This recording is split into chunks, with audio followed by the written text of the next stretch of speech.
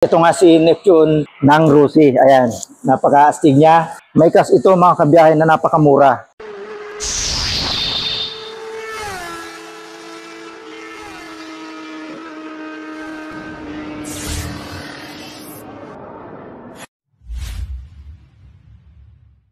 Good morning mga kabiyahe. Ito nga si Neptune ng Rusi. Napaka-astig niya. At nakikita nyo naman kung gaano to kaporma mga kabiyahe. Ikutan natin. Napakalalapad ng gulong niya mga kabiyahe. Naka-monoshock siya. Ayan. Astig, di ba? Ang lambot niya mga kabiyahe, oh. Oh, yung bounce niya, oh. Neptune 125. Kulay niya, matte black. Static ang tsura talaga, oh. I-double stand natin. Ayan. Sa mags lang mga kabiyahe. Harap likod yan mga kabiyahe. Napaka-astig. Headlight, naka-halogen bulb. Dalawa yan.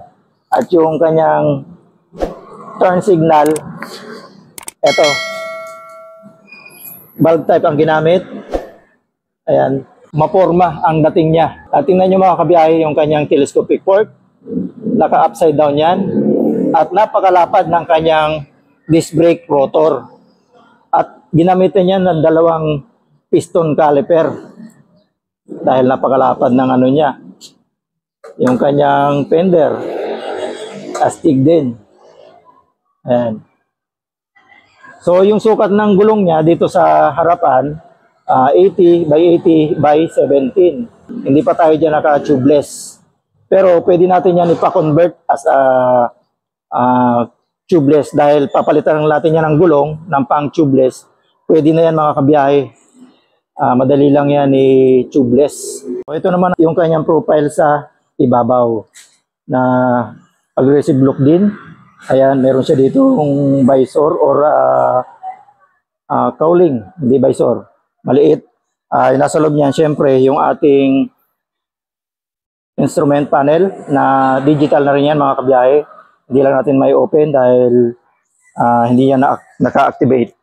Yung ating handlebar dito, ayan, iba rin ang pagkakagawa ng kanyang handlebar mga kabiyahe. At sa right handle grip natin, meron tayo dito stop and start. May electric starter tayo dito.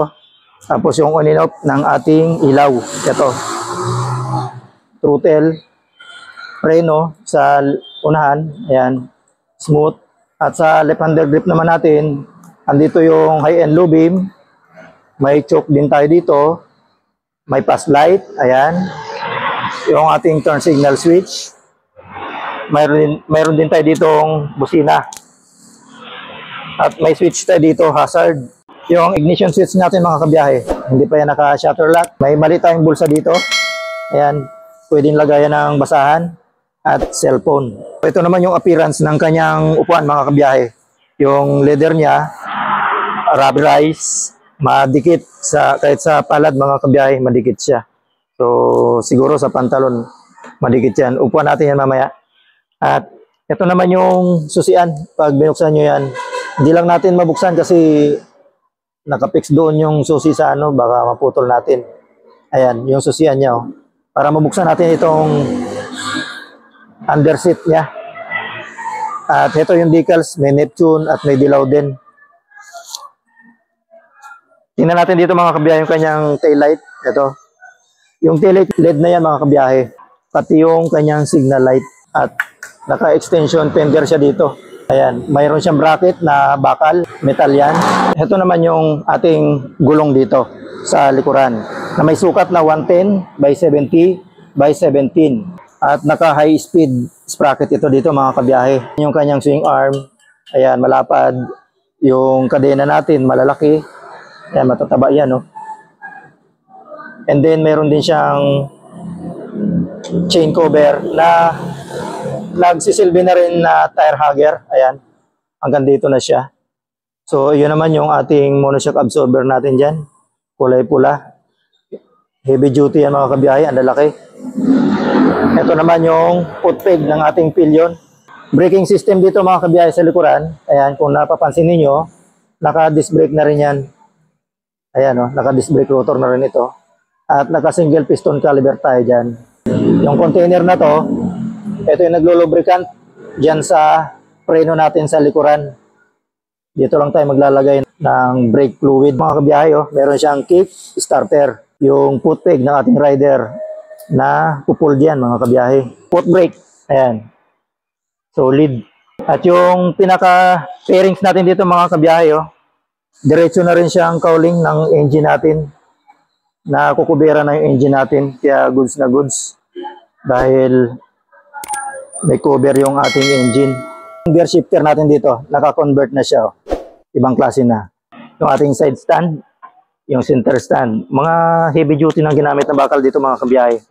At i-focus natin yung ating gear pattern. Ayan. Ito, kung mapapansin nyo mga kabiyahe, lapit natin yung camera. Ayan, yung ating gear pattern. Ayan.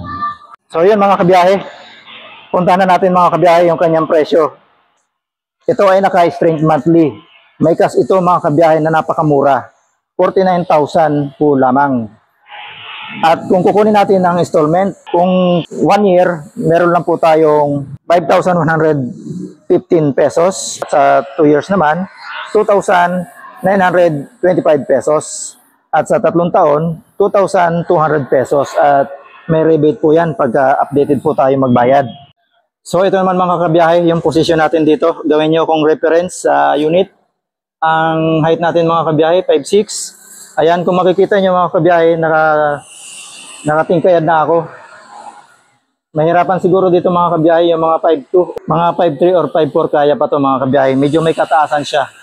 Yung sabi ko kanina na maganda ang bounce, ayan, napakaganda ng bounce niya mga kabiyahe.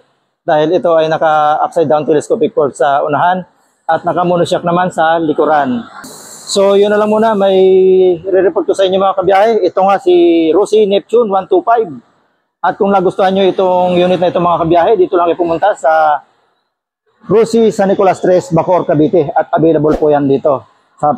At ako po ay nagpapasalamat sa lahat ng pumapasok sa Biyahe ni Frank Facebook page, TikTok at lalong-lalo na sa ating YouTube channel.